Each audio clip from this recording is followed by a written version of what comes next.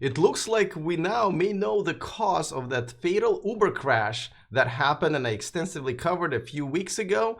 It is leaked information. It's not really confirmed by Uber or NTSB, but it's not looking good, unfortunately, for supporters of self-driving technology like myself. Also, Elon Musk puts his money where his mouth is, and I love it. And I'm also going to address one of many questions that you guys ask. Why, with all these YouTubers and executives and all kinds of guests that I have on my show, none of them is ever Ben Sullins of Teslanomics? So I'm going to hopefully answer that question as well. And it's all coming up next. Taking over the world, electrifying the world, well, first, welcome to the show. If you're watching me live on Patreon, thank you so much for supporting the show. You always get to watch me live, ask questions and so forth. If you're watching it on YouTube, welcome as well. I hope you consider subscribing so you don't miss anything moving forward. And one thing I want to mention is my interview with Henrik Fisker. I already had it. I pre-taped it. I will release it on Saturday, but I got to tell you guys, he just made a statement which he never made before. From what I understand, about solid-state batteries that you definitely want to hear. This is kind of breaking news, so I'm going to air that on Saturday. Definitely stay tuned for that. I have many other exciting guests coming up after that. John LaFlora, I had to kind of reschedule and shuffle it out around because I had Nikki of Transport Evolved last Saturday. And Michael Persky, he's a CEO of Automobili Pininfarina. The very first Pininfarina car that they're working on is going to be here, and I'm working a couple of other really exciting interviews coming up, but this is for the rest of the month. I'm really excited. All right, so let's talk about the Uber crash that happened.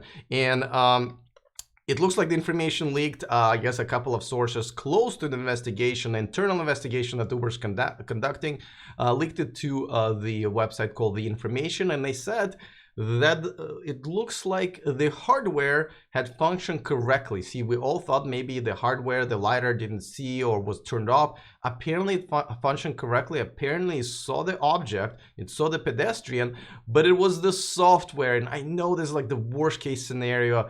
I mean, I'm really disappointed because, you know, all of this negative media that was that talked about us endlessly, and they were saying how this is the problem with tech, and if it was a hardware, obviously, hey, that always gets better. I mean, and so does software, but the fact that it's something that's a line of code, so apparently it basically was tuned in such a way as to avoid objects like that, because sometimes there's like a paper bag that's on the road or a plastic bag or something like that, so the car needs to learn that that object needs to be ignored. You don't want a car braking to a full stop while going full speed on the freeway because there is a plastic bag there, right? So I mean, obviously we're going to wait until full investigation is complete, but this is definitely not looking good for the whole self-driving community and enthusiasts. Now I know Tesla has made pretty good strides. Their latest 2.5 autopilot, we've seen some really amazing videos how it navigates through some pretty complicated streets, but at the same time, this is just literally today. This is from, I think, guy's name, a digitalnomad.net. He released the videos. You can see Tesla on autopilot just crossing into the lane in the going wrong direction. And obviously this is, I mean, there's a lot of lights there, and I'm sure it got lost for those reasons. But I mean, things like that still happen, and obviously people are not as excited and trusting to the technology just yet. I hope it gets better. I hope we see more successful videos that we see of Tesla new autopilot and less of the videos like this or the one that I just showed you. But obviously we're quite ways away, unfortunately, from that. But don't forget, most likely the autonomous driving is going to come to car sharing services rather than to us as consumers first. All right, let's talk about Elon Musk. Before that, of course, just want to remind you that this show and this channel is sponsored by Evanex, the aftermarket accessories for Tesla. And of course, if you want to save yourself a few bucks, grab the discount code in the description of this video. All right, so there's something. So Elon Musk is in the news again. Now, I know you guys some of you didn't exactly love my video about covering his earnings call, but one thing I think a lot of people missed is that one thing I was agreeing with him while everybody was really not. Is that I love the fact that he said that, listen, this stock is not for day trading or or shorting. This is a long-term investment. I can't agree more. And the other day he actually tweeted this. Oh, that's not even the right tweet. Okay, so let me this is the one from yesterday actually that was about the roaster, but let me find the right one here if I can. So there you go. This one is about the shorting the stock. He basically said there's going to be a burn of the century coming soon, and he today, just like I said, put his money where his mouth is, and he bought $10 million worth of his, of Tesla stock. This was not a grant or stock option allowance, none of that. It's just his own money. Now, I have to say that when I invested in Tesla, I think I relatively early in stock. I don't own stock anymore. I did it when he did exactly this. When he bought stock, I was like, he knows something I don't, and obviously he knows something we don't, and he believes that the stock is just about to go up. And you know, obviously this is a stock market. I can recommend one way or another, but it does look like he's taking this seriously, and he really is. I mean, he is really pissed at short sellers, obviously from the earnings call and just overall the tweet storm that he did about this one. He says, I suggest tiptoeing quietly to the exit. But anyway, I myself, I think shorting a stock should never be even a thing, right? But it is.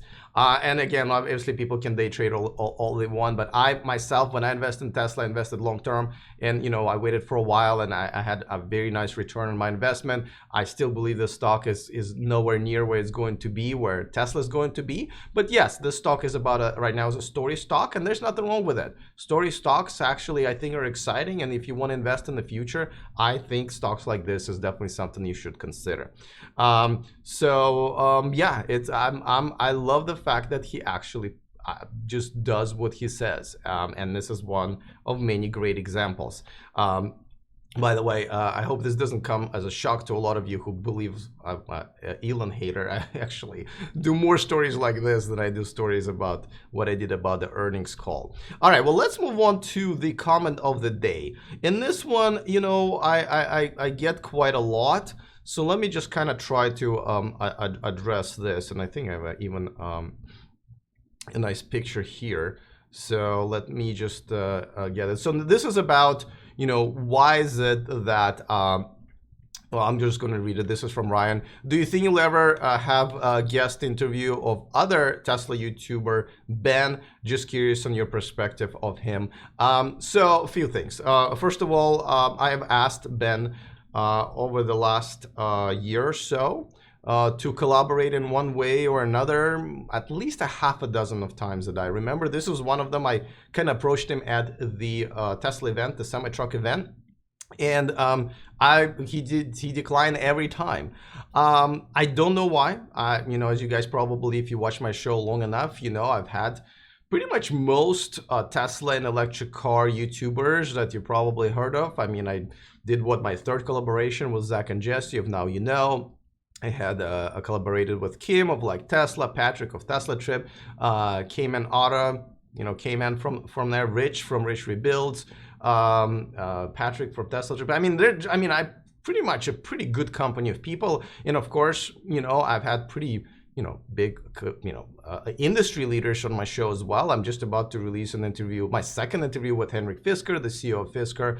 I've also interviewed CEO of Bollinger and CEO of Byton, and just about to release a video of CEO of Automobili Pininfarina and CEO of Genovation, and I can go on and on. So I believe I've created a pretty good environment for people to come on and talk about this if they care about this community and electric car movement and so forth.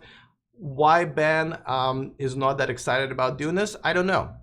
I really don't know. And you know, maybe instead of posting it on my channel, you can actually post it on his channel. Or I believe, I have to admit, I haven't watched his channel in a while, but I believe he does Monday live shows where you can ask him questions live. So if you want to ask him, but go ahead. The ball is in his court. I definitely would love to welcome him here. As far as what I think about him, really doesn't really matter what I think about him. I mean, obviously, everybody knows that his channel is for Tesla fans.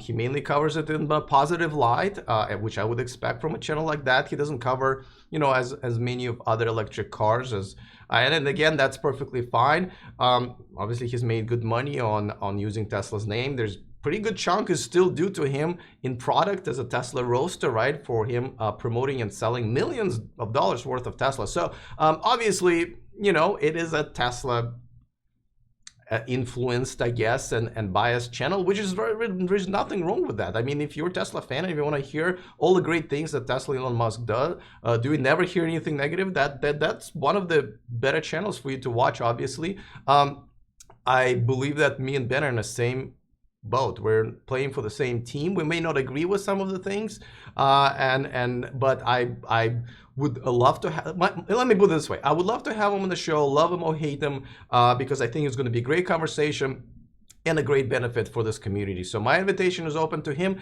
and many other people out there, and some of the YouTubers who haven't really come on my show just yet. So yeah, I mean, ping him up, let me know what he thinks, but I hope one of these days he'll come on and we can have another great conversation. I think we're gonna have a great conversation if he was to come on, but I don't know why he hasn't yet. So hope that clarifies things. You know, I wish I had more information for you guys from this, but this is where I stand on that. All right, I will. Don't forget Henry Fisker interview this Saturday is going to be amazing. I just like I said, keep rewatching it. I was like, did he just say that? So yeah, check it out. I'm gonna try to maybe release a tiny little bit of it on Thursday because it's like just gonna make news on its own, I think. But yeah, definitely stay tuned and subscribe to the channel, obviously, if you haven't yet. So that's pretty much it for me. Thanks so much for watching, you guys. I really appreciate it. See you tomorrow once again live on Patreon at 11 a.m. Other than that, please remember to stay charged.